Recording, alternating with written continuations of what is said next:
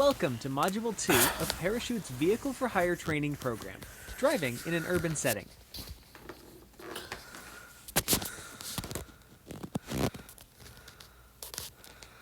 The urban streets of Toronto have many different road users. This diversity of users creates different and unique situations that can impact safety if not managed correctly. Such considerations include cyclists, pedestrians, navigating infrastructures, street configurations, and public transit systems. This module will help you as the driver recognize the importance of sharing the road with vulnerable users such as pedestrians and cyclists. Recognize how to share the road with public transit, such as TTC or GO, vehicles, stops, and stations. Manage the unique streets and landscape of Toronto.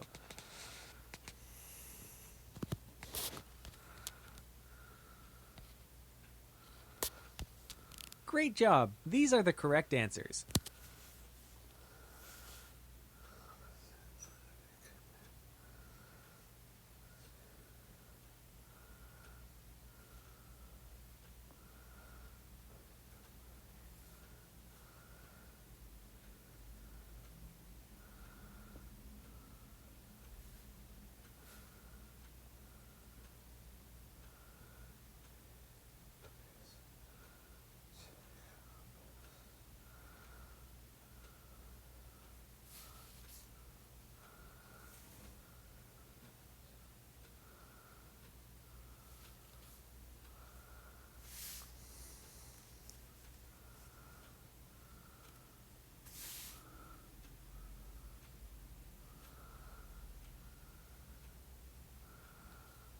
There are many different road users in the streets of Toronto. All have a right and a responsibility to use the roads safely and properly.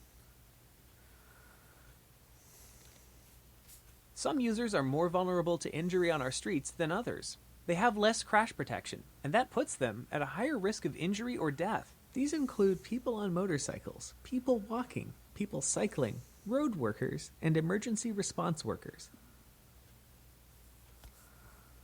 Sharing the road with pedestrians. Hi, my name is Melissa, and I'm your Vehicle for Hire driver. I'm going to focus on one of those vulnerable road users, the pedestrian. I will outline different features and settings that can help you effectively share the road with people who are walking. Both pedestrians and drivers are responsible to share the road in a way that is safe for everyone. Pedestrians should use a pedestrian crossing when crossing the road. There are two different types of pedestrian crossings. A crossover is identified by signs, pavement markings, and in many cases, overhead flashing yellow lights. It includes school crossings and any other location that has a crossing guard. A crosswalk is a crossing found at traffic lights and stop signs, a roadway that connects two sidewalks on opposite sides of the road into a continuous path, or a roadway with crossing signs, lines, and pavement markers including an intersection. So how should we approach a crossing as a driver? Regulations are different when approaching a crossover as opposed to a crosswalk. When a driver approaches a crossover, they must make a complete stop, yield the whole roadway, and not proceed until the pedestrian or crossing guard has fully crossed and is standing on the sidewalk. Do not pass a stopped vehicle at a crossover. When approaching a crosswalk, be alert as you come to the intersection. Look carefully for pedestrians, cyclists, yield signs, stop signs, and traffic lights. Be sure to scan sidewalks and paths or trails, as well as the roadways. Drive carefully through the intersection. But what about pedestrians who are not at a crossing? Pedestrians can be unpredictable and don't always use these designated crossings. You will see pedestrians crossing streets at unmarked areas, standing on curbs or edges of the road, considering crossing, standing on a sidewalk, or walking along the road. The following tips can help us keep pedestrians safe. Approach all pedestrians with caution. Be alert for the unexpected, such as a child darting out or a person running across the road to catch a bus. Reduce your driving speed. Lightly sound your horn if you need to make the pedestrian aware of your presence. Though pedestrians have a responsibility for their own safety, drivers must yield to the pedestrian at all times, even if they are crossing against a red light. Thanks for watching, fellow Vehicle for Hire driver. Be safe out there.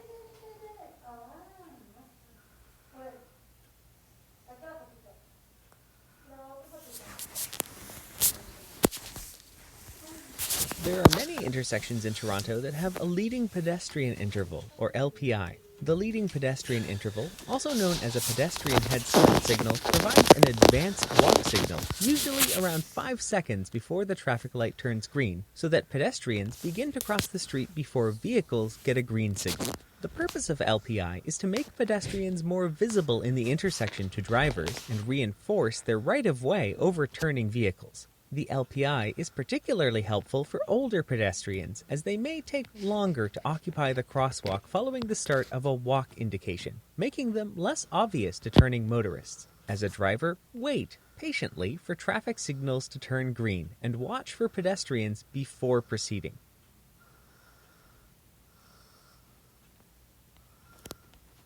Cycling has become more popular over the last few years. With the increase in cyclists, it is important to be aware of their presence on roads and intersections to avoid collisions. Safety for cyclists has become a major concern throughout Toronto. The city has made a focused effort to increase their safety.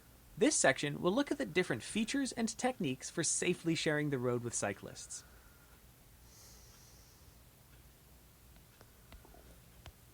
Similar to the leading pedestrian interval, a leading cycling interval is an advanced green for cyclists to give priority to bicycle movements at an intersection. As a driver, wait patiently for traffic signals to turn green and watch for cyclists before proceeding.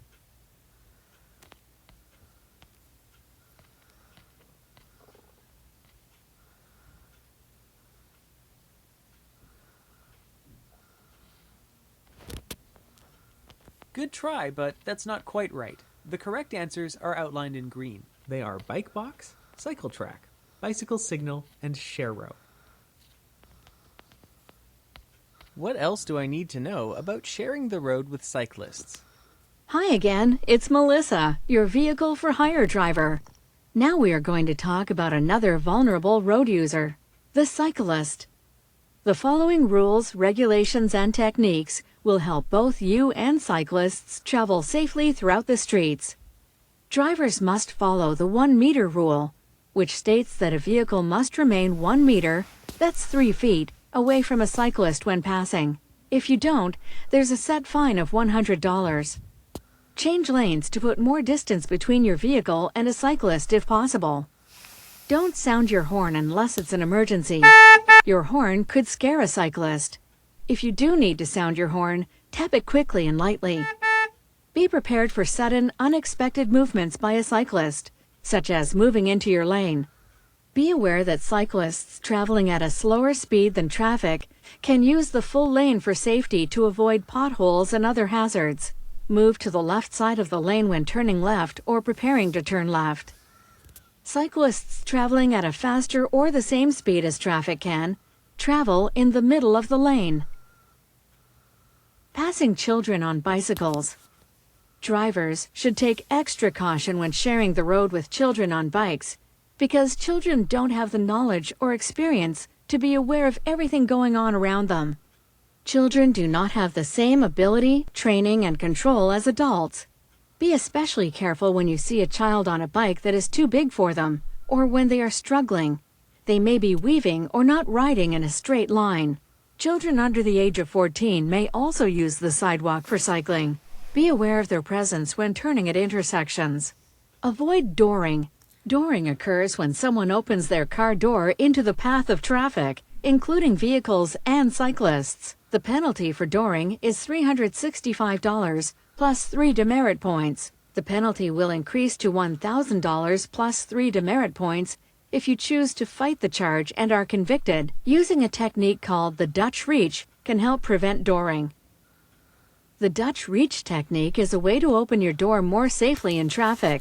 It allows you to get a better view of the lane behind you and helps avoid swinging your door open too quickly and widely. The Dutch reach should be used by both the driver and passengers when getting out of the vehicle. How to use the Dutch reach.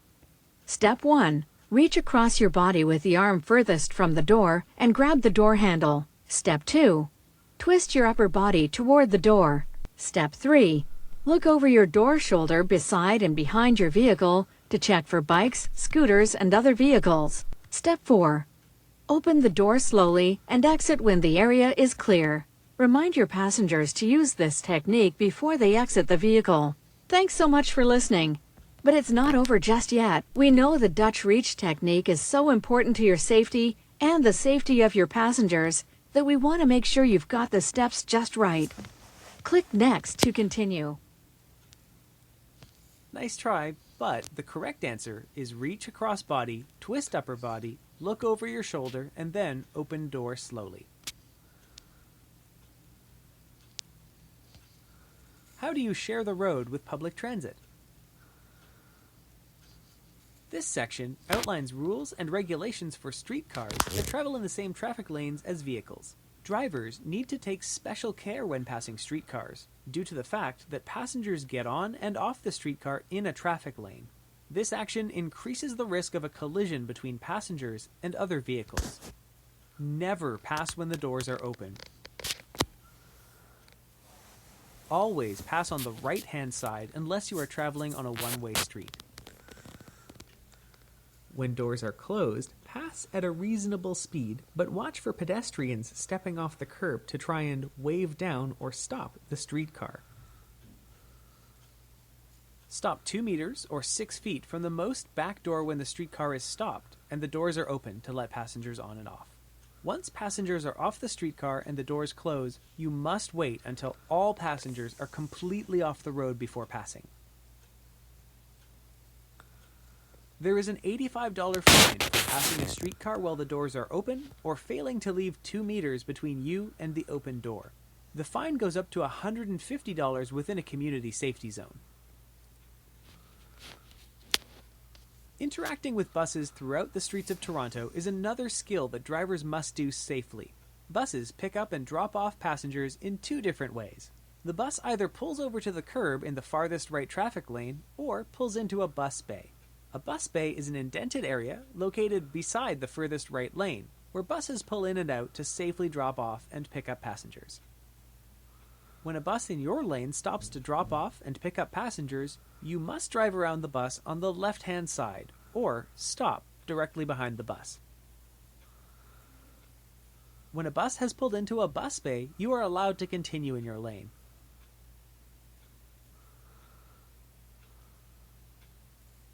When a bus has signaled that it is merging into the lane of traffic next to a bus bay, all vehicles in that lane must provide the bus with the right-of-way. Drivers may be fined up to $500 for not yielding to buses trying to merge back into traffic.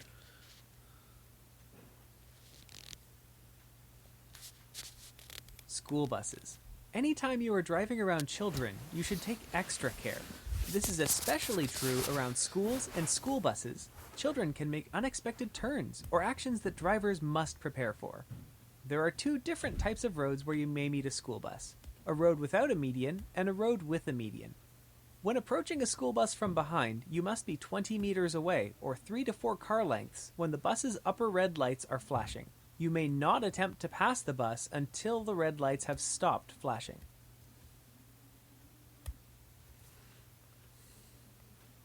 When approaching from the front of the school bus, you must stop when the upper red lights are flashing.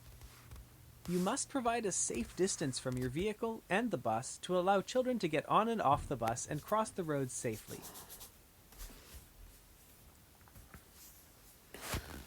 When a vehicle is approaching a school bus from behind, they must stop 20 meters away or 3 to 4 car lengths when the upper red lights are flashing. If driving on a multi-lane street, all lanes of traffic must stop. You may not attempt to pass the bus until the red lights have stopped flashing. When approaching a school bus from the front, you are not required to stop. However, you should watch carefully for children getting on or off the bus who may dash onto the road. Penalties for not stopping. First offense, a fine of $400 to $2,000 and 6 demerit points. Second offense within 5 years, a fine of $1,000 to $4,000 and 6 demerit points, and you could face jail time of up to 6 months. That is correct. You may never pass a school bus when its red lights are flashing. Only after the lights have stopped flashing may you proceed.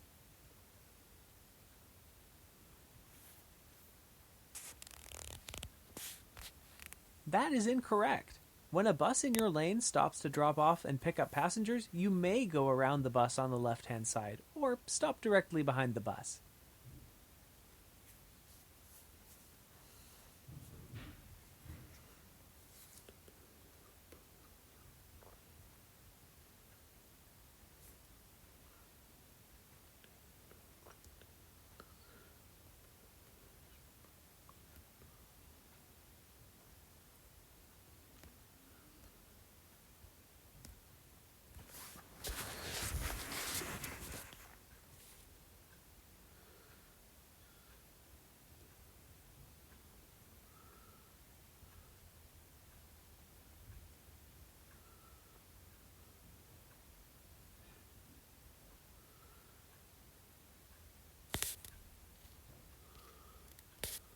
That is correct.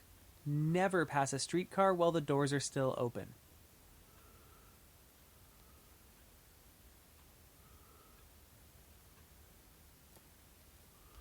Responding to emergency vehicles. Emergency vehicles, police, fire, ambulance, and special public utility vehicles are easily identified through their use of flashing red or blue lights, a siren or bell, or alternating flashes of white light from their headlamp high beams.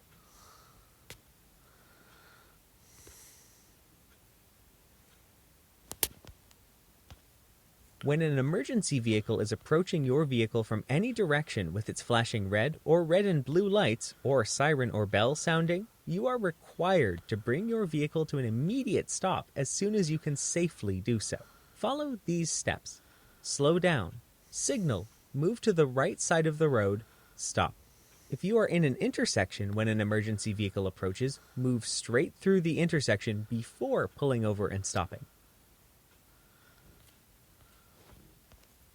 When on a one-way road or divided highway having more than 2 lanes of traffic, move to the closest curb or edge of the roadway. Your vehicle should be parallel to the roadway and clear of any intersections, including highway on or off ramps. Do not move onto or stop on the shoulder of the roadway, as emergency vehicles may be traveling along it. Once the vehicle has passed, make sure the way is clear, signal, then merge safely back into traffic. If you don't stop for an emergency vehicle, you can be fined $400 to $2,000 and get 3 demerit points for a first offense. For a second conviction, fines increase up to $4,000. You could go to jail for up to 6 months and possibly have your license suspended for up to 2 years. How do you manage the unique streets of Toronto? King Street is the busiest transit route in the city. On an average weekday, more than 84,000 riders use King Street Transit. Due to these numbers, the city created the King Street Transit Priority Corridor to make this area more efficient for transit vehicles. In this area, transit vehicles have priority over all other vehicles, so driving in this area can be challenging. Some features and rules for this area are expanded space for streetcars to stop, expanded space for transit loading zones and taxi stands, expanded curbside for public space. The rules for driving in the King Street Transit Priority Corridor do require constant attention, but we've highlighted the most important features for you. Please listen to the audio and watch as important points are highlighted on screen. When approaching Bathurst Street from the west, vehicles must turn left or right onto Bathurst Street. When approaching Jarvis Street from the east, vehicles must turn left or right onto Jarvis Street. When approaching from the north or south, vehicles can travel across King Street. When turning right on or off King Street, you must turn into the streetcar lane and not into the closest lane to the sidewalk, and you must use the right-hand turn lane. Vehicles are not allowed to drive through the intersections on King Street, except for TTC vehicles, emergency vehicles, road maintenance vehicles, and bicycles. Taxis are allowed to travel through intersections between 10 p.m. and 5 a.m. Left turns on and off King Street are not allowed at intersections with traffic signals. At some intersections, there is an advanced right turn green arrow for vehicles. Be careful as you make the turn and watch for pedestrians. There is no parking on King Street, but there is parking on some streets nearby, and at parking lots and garages in the area. Pulling in and out of a driveway is the same as any other street in Toronto, but you must take your first available right and exit the street. Vehicles allowed to drive. Jarvis Street is currently the only street in Toronto with a reversible lane. Reversible lanes are lanes on a street where the direction of the traffic flow changes depending on the time of day to accommodate for an increase in traffic flow.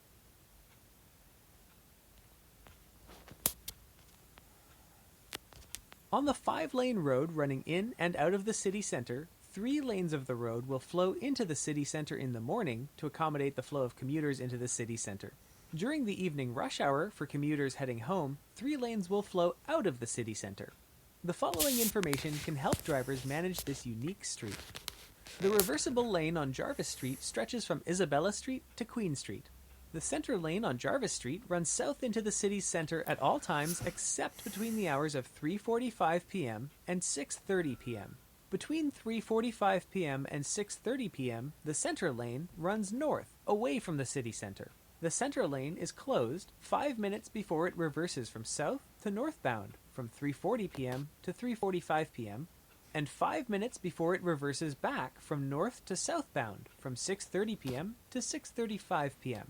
Lane directional signals suspended over the reversible lane are used to indicate the direction of the lane. A signal indication showing a red X indicates that the use of the reversible lane is not allowed, while an indication of a green arrow pointing downward indicates that the use of the reversible lane is allowed. Toronto has restored and upgraded some streetcar lines across the city to improve speed, safety, and reliability of the transit system. Focus for the upgrades have been on the streets that have heavy vehicle and public transit traffic. 2 streets that have completed these upgrades are Spadina Avenue and St. Clair Avenue. The following outlines the unique features of these upgrades that affect how we drive and share the road. Streetcar lines that travel both underground and at street level. A raised lane in the middle of the road that only streetcars can use, separate from traffic. Transit signals and traffic signals to guide traffic at intersections. Space for passengers to safely wait for the streetcar. These spaces have shelters and protection from the traffic. Space for passengers to get on and off the streetcar without entering into traffic. Drivers do not have to stop 2 meters behind the back door when passengers are getting on and off, but they should still watch for pedestrians crossing the road after to get to and from the streetcar. Drivers can pass the streetcar at all times, even when passengers are getting off and on. Drivers need to be alert for people crossing the road to get to the transit lane. Some people may be in a hurry and jump out in front of you to catch the streetcar. Drivers need to follow the right signals at intersections. Make sure to follow the traffic signals and not the transit signals. Drivers can only turn left on the left turn signal. Important message. Though drivers do not have to stop when passengers are getting on and off the streetcar when there is a raised lane in the middle for transit, they must be alert and watch for people crossing the road to get to or from the streetcar lane.